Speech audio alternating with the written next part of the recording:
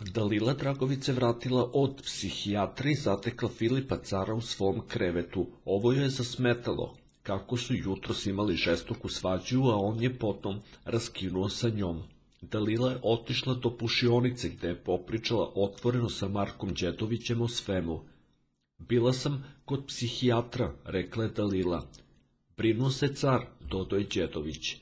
Brinuo se. Šta će on da se brine kad je raskinuo sa mnom? Što bi se brinuo? Pitala je Dalila.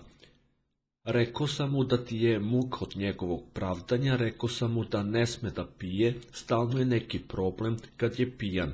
On kaže da ti ne umeš s njim kad je pijan. Pitao sam ga dokle, nadovezao se Đedović.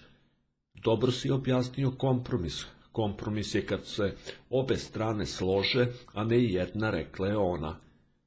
Da, ovo je njegovo robovlasnički sistem. Nije on znao da si išla kod lekara, kaže da mu nabiješ grižu savest. Ovo ono, rekao sam mu, Care, nema više griže savesti, ovo nije humano, istako je Marko.